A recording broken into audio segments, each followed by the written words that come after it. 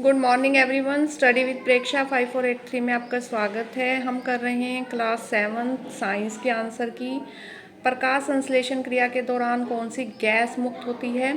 प्रकाश संश्लेषण जिसमें carbon dioxide लेते हैं पौधे और ऑक्सीजन छोड़ते हैं, तो राइट आंसर इज ऑक्सीजन। मानव का प्रमुख उत्सर्जी अंग कौन सा है?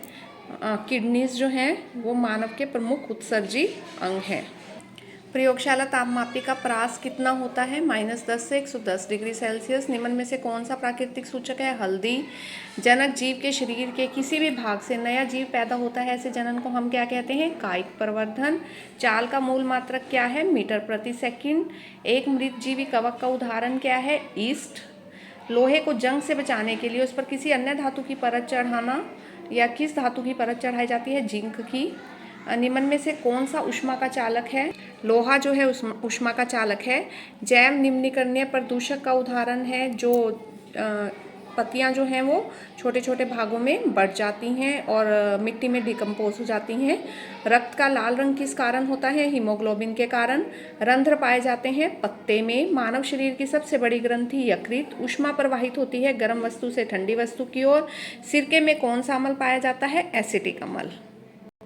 लोहे पर जंग लगना किस परिवर्तन का उदाहरण है? रासायनिक परिवर्तन का। मेंढक के श्वसन अंग कौन से होते हैं? त्वचा और फेफड़े दोनों होते हैं। हृदय की धड़कन मापने के लिए डॉक्टर कौन से यंत्र का उपयोग करते हैं? स्टेथोस्कोप का, जो उन्होंने गले में डाला होता है, आप सबने देखा है। विद्युत घंटी विद्युत धारा के किस प्रभाव पर कार्य करती है? विद्युत धारा के चुंबकीय प्रभाव पर। वाहनों में पश्च दर्पण पीछे देखने के लिए कौन से दर्पण का प्रयोग होता है? उत्तल दर्पण में। उत्तल दर्पण का वनों को हरे फेफड़े भी कहते हैं, ये सत्य है। जल को रोगाणु मुक्त करने के लिए उसमें क्लोरीन और ओजोन जैसे पदार्थ मिलाए जाते हैं, ये भी सत्य है। ओडोमीटर पथमापी, देखो इसमें लिखा भी हुआ है पथमापी, वाहन के चाल को मापता है, असत्य है। पथ को मापता है, रास्ता कि रास्ता कितना हमने कवर कर लिया। उबलते हुए पानी का ताप डॉक्टरी तापमापी से नहीं मापा जा सकता। कीट को पकड़कर अपना भोजन बनाने वाले पादप को हम कीटभक्षी पादप कहते हैं। पित्त कहाँ बनता है? यकृत में। भोजन के किस घटक का पाचन करता है? वसा का। ठीक है। ऊष्मा चालक और ऊष्मारोधी के दो उदाहरण। ऊष्मा चालक लोहा और तांबा, ऊष्मारोधी वायु और कपड़ा। यदि रक्त में पट्टिकाणु नहीं होंगे तो क्या होगा? यदि रक्त में पट्टिकाणु नहीं होंगे, रक्त के 3 घटक होते हैं, आप सबको पता है। ठीक है। अब उसमें से अगर पट्टिकाणु ना हो तो क्या होगा? थक्का नहीं बनेगा। थक्का जमने में सहायता करते हैं पट्टिकाणु। यदि पट्टिकाणु नहीं होंगे तो चोट लगने पर सारा रक्त बह जाएगा और मनुष्य की मृत्यु भी हो सकती है। बीजों के प्रकीर्णन की 2 विधियां। प्रकीर्णन मतलब बीजों का चारों तरफ फैल जाना। पवन के द्वारा फैल जाते हैं सहजन, ड्रम स्टिक। ठीक है। सहजन के जो पौधे होते हैं उसके बीज, सूरजमुखी के बीज पवन द्वारा एक स्थान से दूसरे स्थान तक चले जाते हैं। जल द्वारा कुछ फल, जैसे कि आपका नारियल है, वो बहकर एक जगह से दूसरी जगह, उसका आवरण जो है स्पंजी होता है, हल्का होता है, वो उसे जल में तैरने में मदद करता है, जैसे नारियल। जंतुओं द्वारा कुछ फल और बीज कांटेदार होते हैं, उनमें हुक लगी होती है जो जंतु के त्वचा के साथ चिपक जाती है, जैसे यूरेना और ज़ैंथियम में। Next question.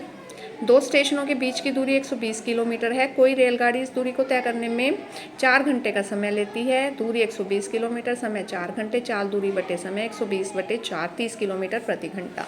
वन के 2 लाभ। वन वर्षा लाने में सहायक हैं, प्रदूषण को कम करते हैं, उद्योगों को कच्चा माल उपलब्ध कराते हैं। आप पौधे की पत्ती में मंड की उपस्थिति का परीक्षण कैसे करेंगे? शॉर्ट में है इस बार। तारची हरी पत्ती लें, तोड़ें, उसे पानी में उबालें ताकि हरे रंग का पदार्थ क्लोरोफिल निकल जाए। फिर हम उसमें क्या करेंगे? आयोडीन घोल की कुछ बूंदें डालेंगे। आयोडीन घोल की बूंदें डालने से क्या होगा? जो पत्ती का गहरा नीला रंग हो जाएगा। इसका अर्थ है पत्ती में स्टार्च या मंड उपस्थित है। ठीक है। उत्सर्जन तंत्र में आपको ये बनाने हैं, किडनीज बनानी है, वृक्क बनाने हैं, और मूत्रवाहिनी, मूत्राशय, मूत्रमार्ग और मूत्ररंध्र। परागन किसे कहते हैं? पराग कणों का स्त्री केसर तक पहुंचना परागन कहलाता है। यह 2 प्रकार का है, स्वपरागन और परपरागन। स्वपरागन, जब उसी फूल के परागकण उसी फूल के स्त्री केसर पर गिरे तो उसे स्वपरागन कहते हैं। परपरागन, जब एक फूल के परागकण उड़कर किसी अन्य फूल के स्त्री केसर पर गिर जाएं तो उसे हम परपरागन कहते हैं। कॉपर सल्फेट के क्रिस्टल कैसे बनते हैं? कप जल लीजिए, उसमें तनु सल्फ्यूरिक अम्ल की कुछ बूंदें डालिए, उसे उबालिए, कॉपर सल्फेट का चूर्ण मिलाइए। कॉपर सल्फेट का चूर्ण तब तक मिलाएं जब तक घुलना बंद ना हो जाए। फिर फिल्टर पेपर की सहायता से छान लीजिए, ठंडा कीजिए। जब ठंडा हो रहा हो तो उसे हिलाइए मत। ठीक है। और कॉपर सल्फेट के क्रिस्टल इस तरह हमें प्राप्त हो जाएंगे। तेल और वसाओं को नालियों में क्यों नहीं बहाना चाहिए? क्योंकि ये मृदा रंध्रों को बंद कर देते हैं, जिसके कारण मृदा जल को फिल्टर करने में असफल हो जाती है। साथ ही भूतल का जल भी भूमि के अंदर स्रावित होने में बाधा होती है। भौतिक और रासायनिक परिवर्तनों में हमें अंतर लिखना है। भौतिक परिवर्तन में कोई नया पदार्थ नहीं बनता, जबकि रासायनिक परिवर्तनों में नए पदार्थ बनते हैं। यह अस्थायी होता है कि दोबारा से, जैसे मोम पिघला उसको दोबारा से जमाया जा सकता है। अस्थायी होता है, उत्कर्मण्य होता है कि बदला जा सकता है। यह स्थायी होता है, अनुत्कर्मण्य होता है, एक बार हो गया तो दोबारा इसे, जैसे दूध से दही, एक बार दही जम गई तो दोबारा दूध में उसे हम नहीं बदल सकते। जैसे बर्फ का पिघलना, पानी का वाष्पीकरण। भौतिक परिवर्तन है लोहे को जंग लगना, लकड़ी का जलना, दूध का दही में बदलना। अब 5 नंबर के हैं, अपघटक किसे कहते हैं? विभिन्न प्रकार के अपघटकों के नाम बताइए। वनों में इनका क्या कार्य? पादपों और जंतुओं के मृत शरीर को जीवांश में बदलने वाले सूक्ष्म जीव अपघटक कहलाते हैं, जैसे जीवाणु, कवक। वनों में जब कोई जीव मरता है तो सूक्ष्म जीव इन्हें खाते हैं। मृत जीव ह्यूमस में बदल जाते हैं और इस प्रक्रिया में मृत जीवों में उपस्थित जो पोषक तत्व हैं वो मिट्टी में मिल जाते हैं और मृदा की उपजाऊ शक्ति बढ़ जाती है। पादपों में खाद्य संश्लेषण के प्रक्रम को समझाइए। पादप प्रकाश संश्लेषण प्रक्रम हरी पत्तियों में होता है। इसके लिए पत्तियों में जल और खनिज वाहिकाओं द्वारा पहुंचाया जाता है। पत्तियां वायुमंडल से कार्बन डाइऑक्साइड लेती हैं। पत्तियों में हरे रंग का वर्णक होता है क्लोरोफिल, जो सूर्य के प्रकाश की सहायता से कार्बन डाइऑक्साइड व जल के द्वारा खाद्य का निर्माण करता है, जिसे प्रकाश संश्लेषण कहते हैं। इसके द्वारा हरे पौधे भोजन का निर्माण करते हैं। कार्बन डाइऑक्साइड और जल, सूर्य का प्रकाश और क्लोरोफिल की उपस्थिति में कार्बोहाइड्रेट और ऑक्सीजन का निर्माण करते हैं। नेक्स्ट क्वेश्चन है, गति किसे कहते हैं? आवर्ती गति और सरल रेखीय गति का आपको वर्णन करना है और प्रत्येक का उदाहरण देना है। जब कोई वस्तु समय के साथ अपनी स्थिति बदलती है तो उसे गति कहते हैं। आवर्ती गति, जब कोई वस्तु निश्चित समय के अंतराल के बाद अपनी गति दोहराती है वो आवर्ती गति कहलाती है, जैसे लोलक की गति, झूले की गति। सरल रेखीय गति, जब कोई गति सीधी रेखा में चलती है, जब कोई वस्तु से सरल रेखीय कहते हैं, जैसे सीधी सड़क पर वाहन की गति, परेड में सिपाहियों का मार्च पास्ट, धावक की गति। विद्युत परिपथ किसे कहते हैं? इसका आरेख बनाकर इसके अवयवों का वर्णन करना है। विद्युत परिपथ है एक बंद और सतत पथ है जिससे विद्युत धारा प्रवाहित होती है, जैसे ये बंद है और सतत पथ है। ठीक है, यहाँ से अगर इसे ओपन कर दें, स्विच ओपन स्थिति में आ जाएगा। ये सेल है, ये तार है, बल्ब है, संयोजी तार है।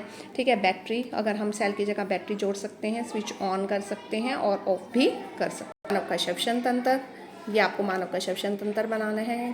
फेफड़े बनाने हैं, फेफड़ा, पसलियाँ, नासा गुहा जहाँ से हम सांस लेते हैं, ग्रसनी और डायफ्राम। अगर आपको वीडियो पसंद आए आप चैनल को सब्सक्राइब कीजिए। Please like, share and subscribe. Thank you for watching.